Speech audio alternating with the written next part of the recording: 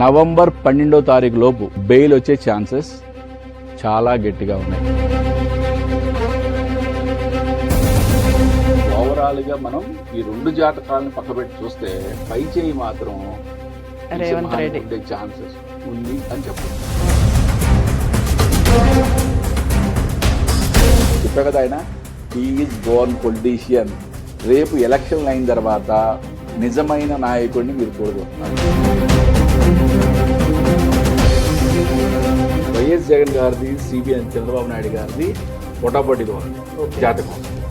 పవన్ కళ్యాణ్ గారిది కూడా కొంచెం అటు ఇటుగా ఆయన కూడా అంతే బలం ఉంది. బట్ ఈ రెండు కలిసినప్పుడు చాలా అద్భుతమైన యోగకారకాలు ఏర్పడినాయి. అంటే ఈ రెండు జాతకాలు కలిసి పోటీ చేస్తుంటే గెలుపు వీళ్ళకి తథ్యం అని చెప్పారు. 30 అక్టోబర్ 2023 తరువాత రాహువు మీద రాహువు, రవి బుధులతో గురువు యొక్క కలయిక ఏర్పడుతుంది ఈ రాశిచక్రంలో. అంటే ఈ date of birth details perfect అయితే కనుక ఈ చక్రంలో మనకి రాహువు మీద రాహువు రావడం అనేది ఎనిమీస్ని నల్లిఫై చేయడం. అంటే ఎటువంటి శత్రువైనా సరే పలాయని చిత్తగించవలసిందే. నెక్స్ట్ రవి బుధుల మీద గురువు యొక్క కలయిక. దీనివలన ఆయనకి నవంబర్ 12వ తారీఖు లోపు బెయిల్ వచ్చే ఛాన్సెస్ చాలా గట్టిగా ఉన్నాయి. బెయిల్ ఆర్ ఆయన ఉన్న కేసుల నుంచి బయటపడే ఛాన్సెస్ చాలా ఎక్కువగా ఉన్నాయి. రేవంత్ రెడ్డి గారి జాతకం 8/11/1969. ఆయన జన్మ జాతకంలో కొన్ని వీక్స్ ఉన్నాయి. ఎలాగంటే రవి, శని ఈ రెండు కూడా కొంచెం నీచ స్థితిలో ఉండి వీక్గా ఉన్నాయి. అంటే ఈ జాతకానికి ప్లస్లు ఏంటి, మైనస్ ఏంటి మనం మాట్లాడుకుందాం. నెక్స్ట్ మనం న్యూమరాలజీ దగ్గరికి వెళ్దాం. ఓకే, ఈయన 8 and 8 కోడ్లో పుట్టాడు. అంటే ఈయన జన్మ సంఖ్య 8, విధి సంఖ్య 8. అంటే ఇటువంటి వ్యక్తులు ఎంతో కష్టపడితే అంత యోగకారకంగా ఉంటుంది. ఇప్పుడు మనం కేసీఆర్ గారి జాతకం దగ్గరికి వద్దాం. ఈయన 17/2/1954 చింతల మడక దగ్గర పుట్టారు. ప్రతిదీ కూడా అన్ని కూడా ఈయనకి అసలు ఎక్కడ కూడా నీచం పడ్డడం అనేది ఏమి లేదు. చాలా జన్మ జాతకం చాలా బాగుంది. బట్ ఇప్పుడు గోచార ఫలితాలకు వచ్చేప్పటికి రాజకీయానికి సంబంధించిన విశ్లేషణ చూడడానికి కావాల్సిన పట్టు ఈ జాతకానికి లేదు. ఓవరాల్గా ప్రజెంట్ స్థితిగతులు జాతక విశ్లేషణ ప్రకారం చూసినా కూడా చాలా అద్భుతంగా ఉంది ఆయనది. ఓకే, ఓన్లీ జస్ట్ ఆయన ఆరోగ్యానికి సంబంధించిన జాగ్రత్తలు తీసుకుంటే మాత్రం చాలు. అద్భుతమైన రాజయోగాలు ఉన్నాయి జాతకంలో కూడా. బట్ గోచారం యొక్క ప్రభావాన్ని బట్టి మనం రెండు జాతకాలు ఒక్కసారి మనం విశ్లేషిద్దాం. ఇప్పుడు ఈ రెండు జాతకాల్లో మనకి న్యూమరాలజీ ప్రకారం రెండు సింహాలే. రెండు సింహాల మధ్య పోటీ జరుగుతుంది. బలమైన సింహాలే. ఓకే, ఎటువంటి డౌట్ లేదు. ఆస్ట్రాలజీ ప్రకారం వచ్చేటప్పటికి మరి ఈ సింహానికి బలం ఎక్కువ ఉందా, ఈ సింహానికి బలం ఎక్కువ ఉందా అని చూసేటప్పటికి ఈ సింహానికి 60 పాయింట్లు వస్తున్నాయి, ఈ సింహానికి 40 పాయింట్లు వస్తున్నాయి. ఓన్లీ ఒక 10% వేరియేషన్ మాత్రమే జాతక విశ్లేషణలో కనపడుతుంది.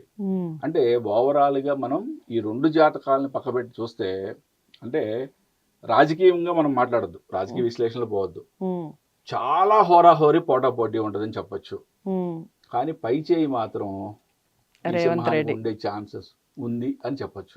100 సీట్లు తీసుకొని 50 సీట్లు గెలిచాం. పవన్ కళ్యాణ్ గారు పర్సంటేజ్ చూస్తామా లేకపోతే సీట్లు చూస్తావా? పర్సంటేజ్ చూసుకుంటాం. ఓకే, 24 సీట్లు తీసుకొని 24 గెలిస్తే మీకన్నా ప్రాబ్లమా? 24 తీసుకున్న సీట్లు తీసుకున్న ఆయన 24 గెలిస్తే కింగ్ మేకర్ కాడా? ఓకే, ఇవాళ ఉన్న గ్రహస్థితి ప్రకారం ఓకే, రేపు ఏప్రిల్ ఎండింగ్ వరకు మనం మాట్లాడుకున్నాం కదా, ఏప్రిల్ ఎండింగ్ వరకు ఉన్న గ్రహస్థితి, గోచార గ్రహస్థితి ప్రకారం చంద్రబాబు నాయుడు గారు, పవన్ కళ్యాణ్ గారు కలిసి పోటీ చేయడం అనేది ఆ కూటమి తథ్యంగా గెలుస్తుంది. నల్లేరు మీద నడక. అది కాకతాళీయంగా ఉన్నామండి, ఏవైనా ఉన్నామండి. కొన్ని ఈ మధ్య కొన్ని న్యూస్ నేను చూసా. ప్రతి చంద్రబాబు నాయుడు గారి ప్రతి ప్రసంగంలో కూడా పవన్ కళ్యాణ్కి ఇచ్చే స్థాయి గౌరవం చాలా పెరిగింది. ఓకే, మీరు అది గమనించారో లేదో? ఓకే, అది అంటే ఇక్కడ వాళ్ళు రాష్ట్ర ప్రయోజనాల కోసం అని చెప్తున్నారు కదా. నేను ఈ రెండు జాతకాలని ఓవర్ ల్యాప్ చేసి చూడడం జరిగింది. అద్భుతమైన యోగకారకాలు ఉన్నాయి దీంట్లో, నో డౌట్ ఎట్ ఆల్. చెప్పా కదా ఆయన, హీఈస్ బోర్న్ పొలిటీషియన్. రేపు ఎలక్షన్లు అయిన తర్వాత నిజమైన నాయకుడిని మీరు చూడబోతున్నారు. ఇదేదో నాకు పవన్ కళ్యాణ్ అసలు నా పవన్ కళ్యాణ్ అభిమానమే కాదు, ఒకటే చెప్తున్నా. ఓకే, నేను మహేష్ బాబు ఫ్యాన్ని, మీకు పత్రికాముఖంగా చెప్తున్నాను. ఓకేనా, నేను పవన్ కళ్యాణ్ అభిమాని కానే కాదు. ఎవరన్నా సరే తన సంపాదన తీసుకొచ్చి పార్టీకి ఎవడన్నా ఖర్చు పెడతాడా? ఏ బుద్ధున్నోడన్నా, నాకు అర్థం కాక మాట్లాడుతున్నా, ఎవడన్నా బుద్ధున్నోడు ఎవడన్నా తన సంపాదన తెచ్చి పార్టీకి ఖర్చు పెడతాడండి? లేకపోతే దాన్ని తీసుకొచ్చి రైతులకి వాళ్ళకి చెప్పులు ఇస్తాడా? మళ్ళీ దీనికి ఎవడో కామెంట్ పెడతాడు, దాంట్లో ఐ డోంట్ కేర్. ఓకే, అంటే నేను ఒక మనిషిగా చూసి, ఒక రాజకీయ నాయకుడిగా చూసి, తన యొక్క జాతకాన్ని చూసి మాట్లాడుతున్నా. వాళ్ళే పొలిటీషియన్ అంటారు. ఇప్పుడు చేసే రాజకీయాలు కాదండి పొలిటీషియన్ అంటే. ఓకే, బట్ ఇప్పుడు చేసే రాజకీయాల యొక్క బలం కూడా ఆయనకి, శని రాహుల్ యొక్క బలం కూడా అద్భుతంగా ఉంది. కాబట్టే ఆయన he will be the king maker, దీంట్లో ఎటువంటి డౌట్ లేదు. మళ్ళీ మనం ఆయన గెలిచిన తర్వాత మాట్లాడుకుందాం. ఇక్కడ మనకి వైఎస్ జగన్ గారికి యొక్క జన్మజాతకానికి ఇప్పుడు గోచారంలో ఎటువంటి బలం ఏర్పడింది అనేది చూస్తే మానసికంగా కొంచెం ఒత్తిడికి లోనయ్యే ఛాన్సెస్ ఉన్నాయి. ఆయన ఒక్కడే సింగిల్గా కూడా చేసే సత్తా ఈ జాతకానికి ప్రజెంట్ గోచార ఫలంలో ఉందన్నమాట. ఓకే, నెక్స్ట్ మనం చంద్రబాబు నాయుడు గారి జాతకానికి వద్దాం. ఆయనకి శత్రు విజయం అనేది చెప్పొచ్చు అనమాట. ఆయన ముందు శత్రువు నిలబడటం అనేది కష్టం. రెండోది, ఈయనకి కూడా అంటే ప్రస్తుత రాజకీయ విశ్లేషణలో కావాల్సిన బలాలు బాగా ఉన్నాయి. ఓకే, అంటే ఈ రెండుకి కూడా చాలా ఇద్దరు సరిసమానంగా ఉన్నాయి. మనం నెక్స్ట్ మనం పవన్ కళ్యాణ్ గారి దగ్గర, ఈయన పుట్టుకతోనే రాజకీయ నాయకుడు. రాజకీయంగా ఈయనకి కూడా ఇప్పుడు చాలా గట్టి పొజిషన్ ఉంది. మరి వీళ్ళిద్దరు పొత్తులు ఉన్నారు కదా.